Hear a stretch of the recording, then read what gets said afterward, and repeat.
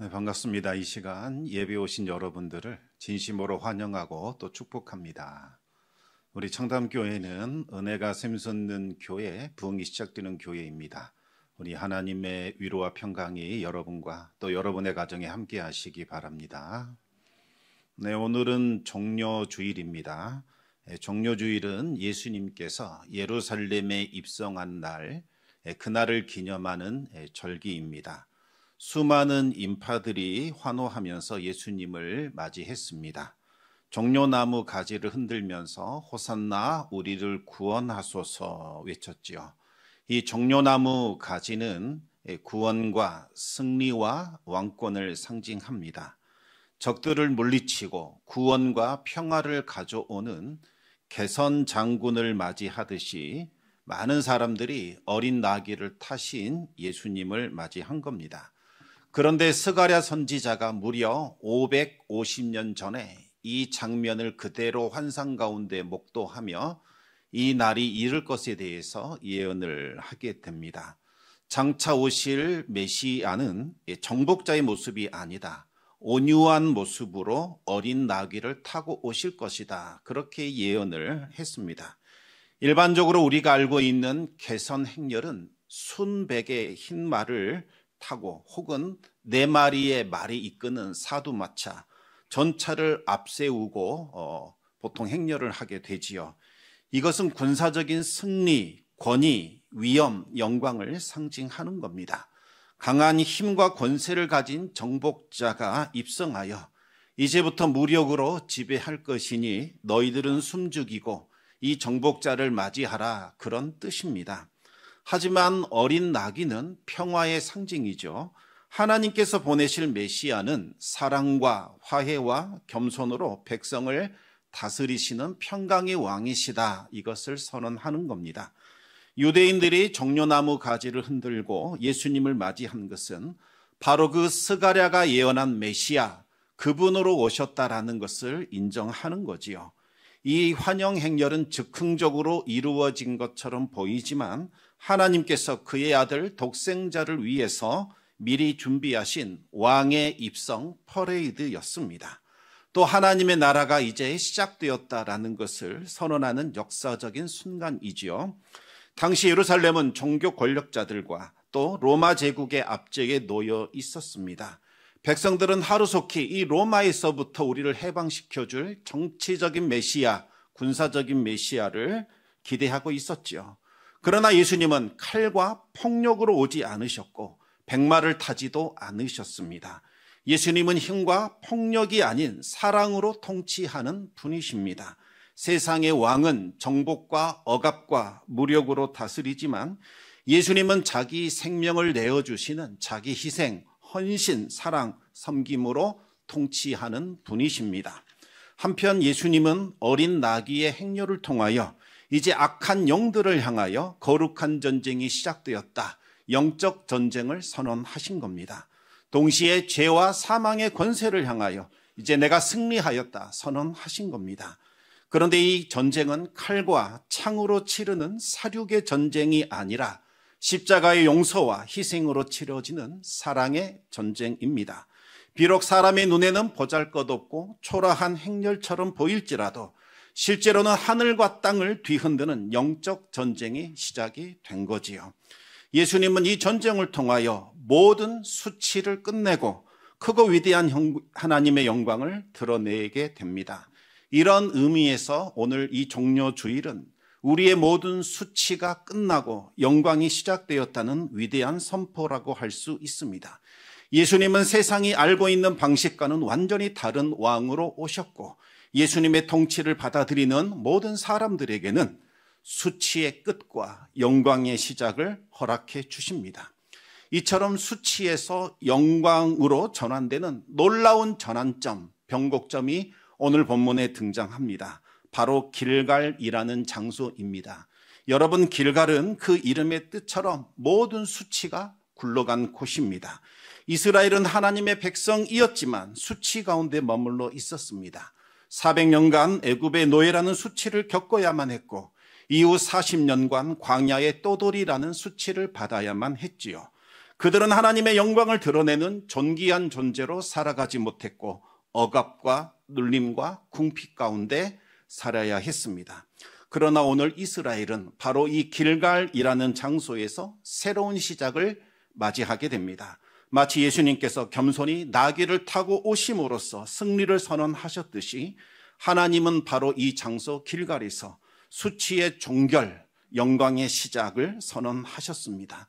우리의 인생을 뒤덮고 있는 모든 수치가 끝나고 이제부터 하나님의 영광이 시작되기를 원하는, 하나님의 영광에 들어가기를 원하시는 분들이 있다면 오늘 이 길갈에서 일어났던 사건을 깊이 묵상하시기 바랍니다.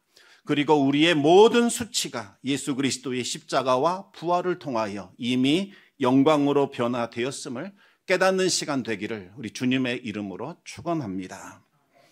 먼저 이스라엘 백성들이 머물게 된 곳 길갈에 대해서 간략하게 말씀을 살펴보겠습니다. 여호수아 5장 9절 말씀 우리 같이 읽어보겠습니다.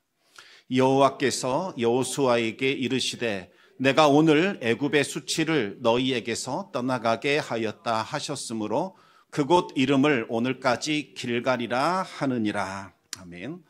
길갈은 수치가 떠나간 자리, 수치가 끝나고 영광이 시작되는 바로 그 전환점, 변곡점이 되는 자리입니다. 수백 년간 이스라엘 백성들이 겪어야만 했던 그 수치와 억압과 불순종의 아픈 기억들은 사라지고 이제 하나님의 은혜가 부어져서 새롭게 기록이 되는 역사의 위대한 전환점이 시작이 됩니다. 하나님은 이스라엘을 향하여 내가 오늘 너희에게서 애굽의 수치를 떠나가게 하리라, 씻어주리라 말씀하셨습니다. 이것은 단순한 위로나 격려 차원의 말씀이 아니죠. 이제 이스라엘은 하나님과 맺은 언약이 다시 회복되었고 그 언약 속에서 영광의 빛이 시작이 됩니다. 이제 우리는 오늘 본문을 통해서 어떻게 우리 인생을 가득히 메운 이 수치가 떠나갈 수 있을까? 어떻게 하나님의 찬란한 영광이 우리 인생 가운데 비춰올 수 있을까 살펴보도록 하겠습니다. 하나님은 여호수아에게 애굽의 수치를 굴러가게 하였다라고 말씀하셨는데 여기에 나오는 이 애굽의 수치는 무엇을 말하는 걸까요? 많은 분들이 이스라엘이 애굽의 노예 상태에 있었던 것, 애굽에서 받았던 이 억압과 고난을 의미한다고 생각을 합니다. 그런데 여러분, 고난과 수치는 전혀 다른 겁니다. 고난을 겪었다고 해서 그것이 무조건 수치되는 것은 아니지요. 어떤 고난은 수치가 아니라 영광으로 이어지는 위대한 길이 되기도 합니다. 하나님은 창세기 15장에서 아브라함에게 너의 자손이 이방 땅에서 객, 나그네가 되어 고난을 당할 것이다 이렇게 말씀을 하셨습니다. 다시 말하면 이스라엘이 애굽 땅에서 나그네가 되어 고난을 당하게 될 것이다 이렇게 미리 예언을 하신 거지요. 따라서 애굽에서 당하게 된 그 고난은 하나님의 섭리 가운데 미리 예정된 것이다 이렇게 우리가 짐작해 볼 수 있습니다. 하지만 여기서 주목해야 할 것은 하나님은 고난을 당하게 될 것이다 이렇게 말씀하셨지 애굽에서 수치를 받게 될 것이다 이렇게 말씀하지는 않으셨습니다. 무슨 차이가 있을까요? 믿음의 조상 아브라함과 이삭과 야곱을 한번 생각해 보시기 바랍니다. 그들은 낯선 땅에서 나그네로 살며 고난을 겪게 됩니다. 하지만 하나님은 그들과 함께 하셨고 언제나 그들을 돌보셨습니다. 비록 일시적으로는 고난을 받았지만 수치를 당하지는 않았습니다. 오히려 이방 나라의 왕들이 그들을 두려워했고 함부로 대하지 못하는 그와 같은 일들이 일어났지요. 하지만 그들이 두려움에 사로잡혀서 하나님의 방식이 아닌 세상적인 방식을 사용했을 때에는 큰 수치를 당하게 됩니다. 아브라함이 애굽에서 자신의 아내를 누이라고 속였지요. 애굽 사람들이 행여 해코지할까 봐 그렇게 거짓말을 하며 위기를 모면하고 했답니다. 그때 큰 수치를 경험하게 됩니다. 이것은 아주 중요한 영적인 법칙입니다. 고난은 일시적이요 하나님의 영광을 드러낼 수 있지만 하나님을 떠나버린 삶은 반드시 수치를 당하게 된다는 겁니다. 그러면 이스라엘이 애굽에서 당했던 수치는 과연 무엇이었을까요? 야곱의 가족 70명은 하나님이 미리 보내신 요셉의 초청을 받아 당당하게 평화롭게 애굽으로 들어가게 됩니다.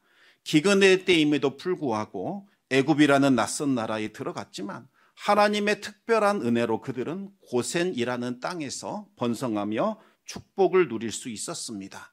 아무 근심 걱정 없이 풍성한 삶을 누릴 수 있었다는 거지요.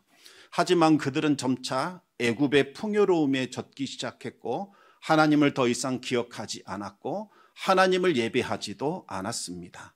이것은 아브라함의 모습과 완전히 다르지요. 아브라함은 어디를 가든지 가장 먼저 제단을 쌓고 하나님의 이름을 불렀고 하나님을 예배했습니다. 그러나 애굽으로 들어간 이스라엘 백성들은 하나님을 찾지도 않았고 하나님께 예배드리지도 않았습니다. 굳이 하나님이 도와주지 않아도 먹고 잘 살 수 있는데 왜 하나님을 찾느냐 이런 거지요.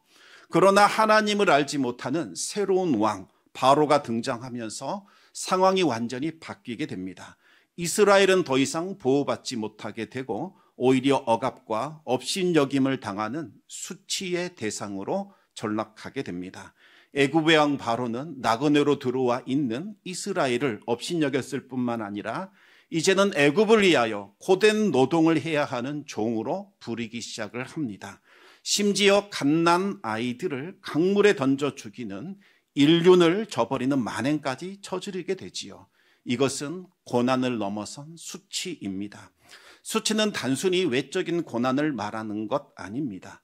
하나님과의 관계가 끊어진 상태, 예배가 사라진 삶의 결과로 겪게 되는 원수들의 멸시와 천대와 능욕을 말하는 거지요.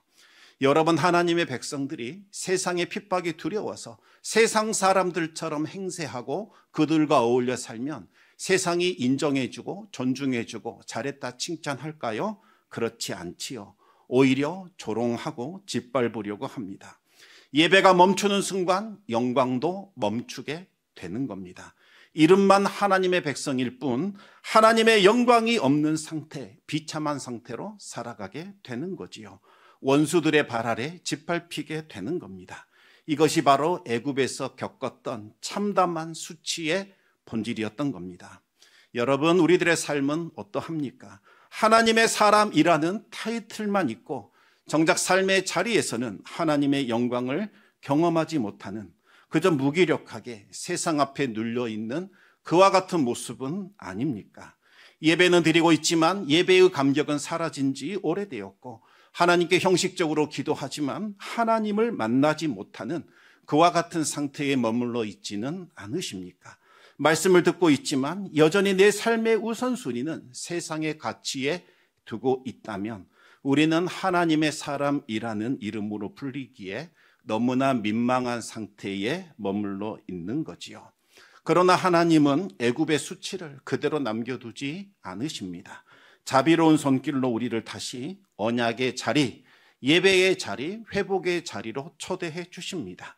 그곳에서 하나님은 내가 오늘 너희에게서 애굽의 수치를 굴러가게 하였다 선언하시면서 우리 앞에 놓인 새로운 시작을 허락해 주십니다.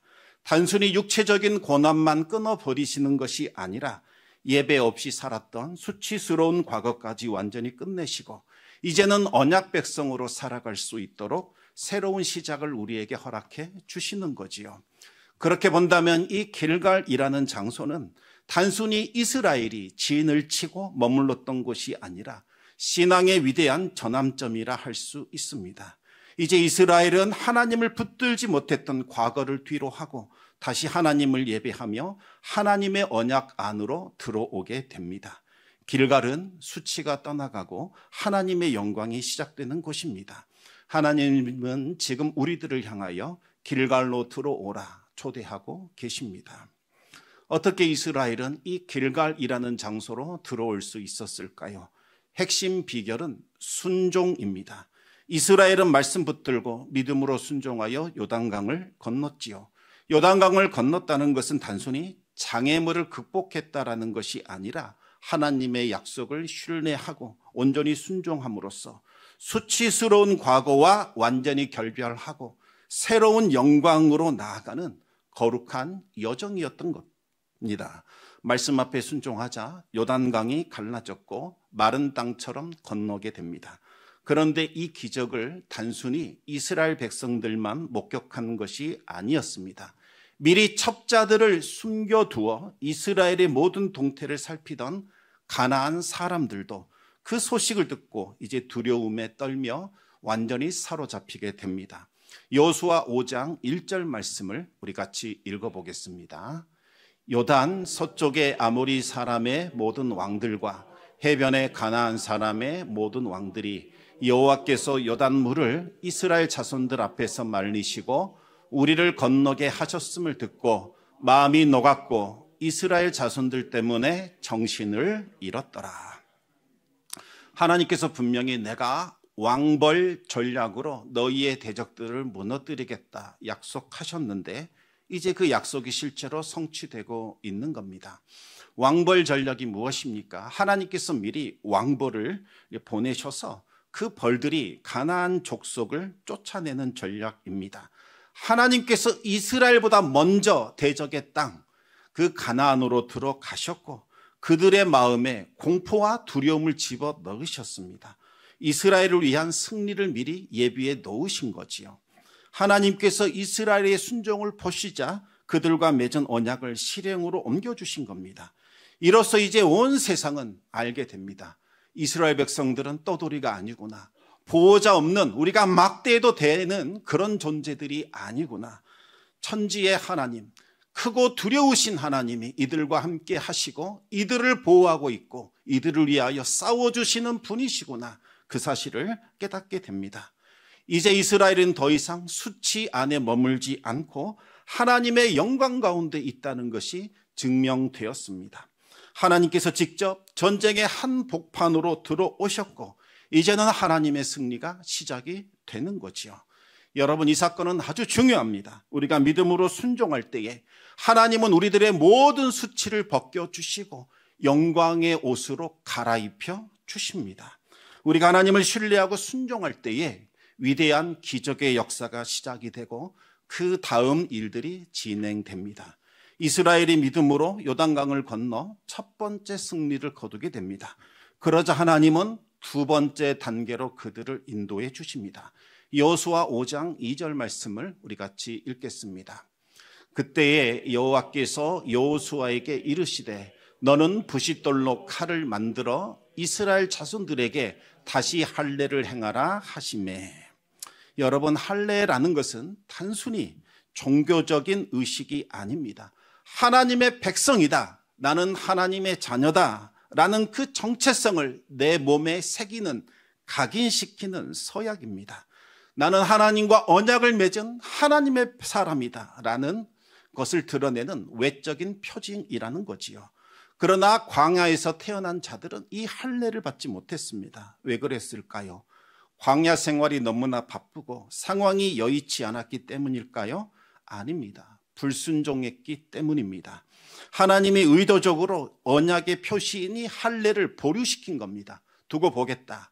너희 불순종의 세대들을 내가 지켜보겠다 말씀하신 겁니다. 하나님은 신실하신 분이시지만 불순종의 백성들에게는 그 언약의 기쁨도 그 표징도 허락하지 않으십니다. 할례가 무엇입니까? 내가 하나님의 백성이다, 하나님과 바른 관계를 맺고 있다라는 고백입니다. 그리고 나는 하나님께 속해 있다라는 정체성의 선언이지요. 이스라엘이 하나님의 말씀을 따르지도 않고 원망과 불신으로 일관했기 때문에 하나님은 그 거룩한 표식조차 허락하지 않으신 겁니다. 결국 광야의 1세대는 언약의 할례도 없이 광야에서 사라졌고 그들의 수치는 후손들에게 공동체 안에 깊이 남겨두게 됩니다. 그러나 이제 길갈에서 하나님은 그들을 향하여 새로운 선언을 하십니다. 너희들은 나의 백성이다. 나는 너희와 다시 언약을 맺겠다. 그 언약의 증표가 바로 할례입니다. 너희는 더 이상 할례 없는 백성 아니다. 하나님 없는, 하나님의 돌보심에서 제외된 이방인들과 같은 존재들 아니다. 내가 너희를 신뢰한다. 이제 너희를 내 백성으로 삼을 것이다. 할례는 하나님과의 관계가 회복되었다. 이것을 보여주는 상징이지요. 하나님께서 그들을 덮고 있던 모든 수치스러운 누더기 옷을 다 벗겨내시고 영광의 옷으로 갈아입히신 겁니다. 이스라엘이 할례를 마치자 하나님은 그들을 향하여 놀라운 선언을 하십니다. 오늘 내가 너희에게서 애굽의 수치를 떠나가게 하였다. 여러분, 이제 수치는 끝이 났습니다. 그들은 더 이상 하나님 없는 백성이 아닙니다. 언약이 희미해진 민족도 아닙니다. 이스라엘은 다시 하나님의 백성이 되었고 영광의 시대를 시작하는 순종의 세대가 되었던 겁니다. 이제 하나님은 그들에게 세 번째 단계를 말하십니다. 유월절을 지키라, 구원의 기억을 새롭게 하라 말씀하셨습니다. 여러분, 유월절이 무엇입니까? 마지막 재앙, 10번째 재앙이 있던 날 하나님께서 피를 발라 내 것이다, 내 소유다, 내가 지키리라, 너희는 나에게 속하였다 라는 것을 분명히 보여주셨던 바로 그날 밤에 있었던 바로 그것이 유월절이지 않습니까? 하나님은 이스라엘에게 그 유월절을 다시 지키라 말씀하셨습니다. 왜 유월절을 지키라고 하셨을까요? 그것은 하나님께서 베풀어 주신 구원을 다시 기억하라는 겁니다. 너희들은 내 은혜로 구원받은 내 백성들이다. 이제는 그 은혜 잊지 말아라. 그 은혜로 살아가라. 내가 너희와 영원히 함께하리라. 내가 너희를 구원한 것처럼 앞으로도 계속해서 너희의 구원자가 되리라. 너희의 모든 필요와 쓸 것을 채우리라. 너희 문제들을 내가 해결하리라. 하나님께서 말씀하시는 겁니다. 하나님의 구원과 은혜를 잊어버리면 우리의 신앙은 껍데기 형식만 남게 됩니다. 예배는 생명력을 잃어버리고 무기력해지는 하나의 의식에 불과하게 되는 거지요. 그러나 출애굽의 기적, 죽음에서 생명으로 건져주신 하나님의 구원을 우리가 기억하기 시작하면 구원의 감격은 다시 살아나게 됩니다. 구원의 감격과 구원의 은혜가 살아나면 우리의 예배는 다시 생명력을 회복하게 되지요. 따라서 예배의 가장 중요한 부분은 바로 기억하는 겁니다.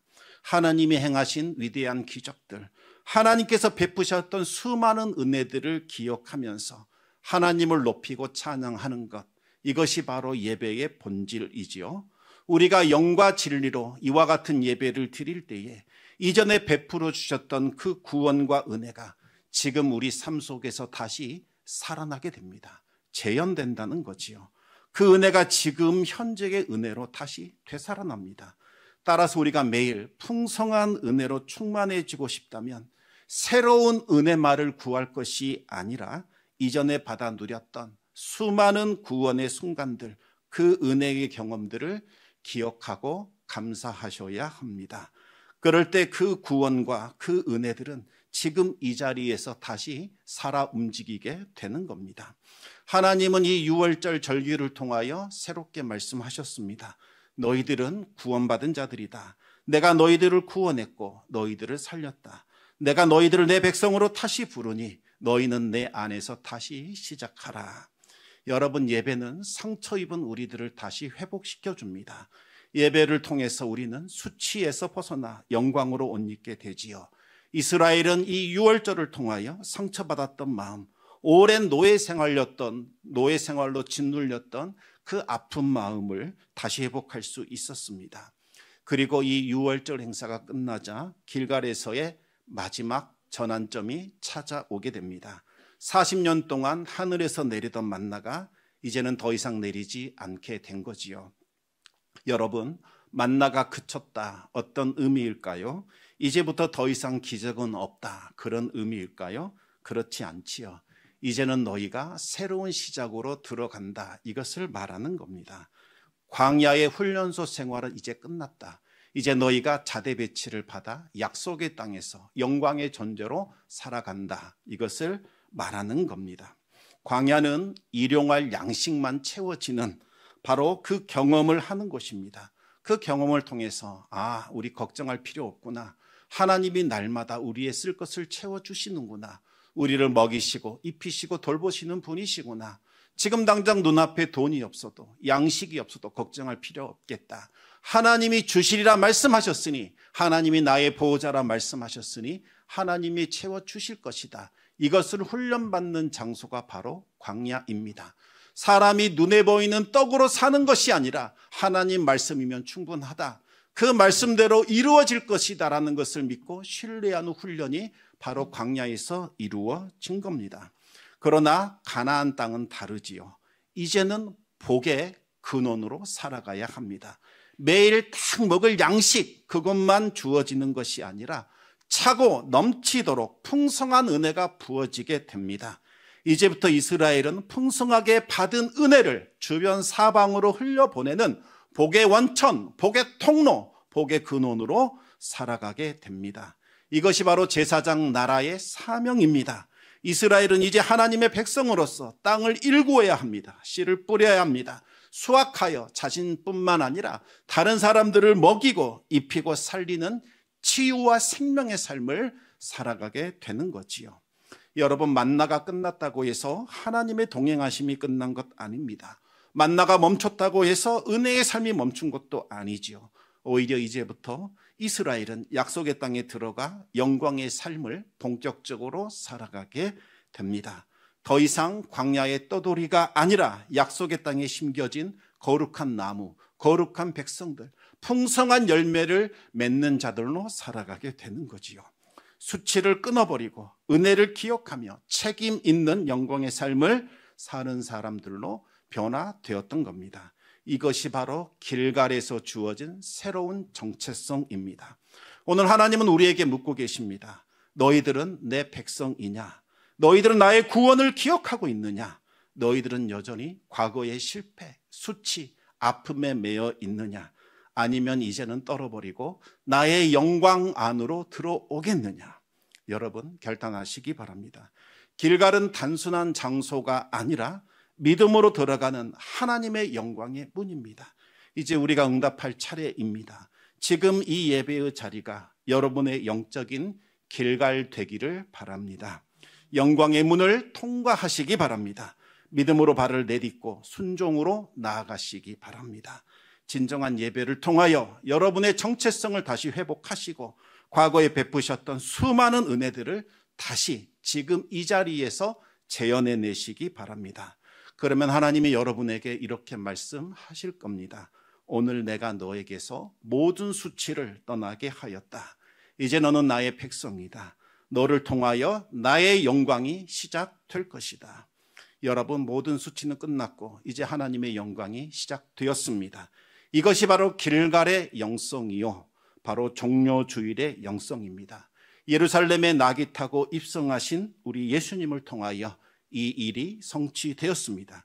예수님이 십자가의 수치를 대신 짊어지심으로써 우리의 모든 수치는 다 제거되었습니다.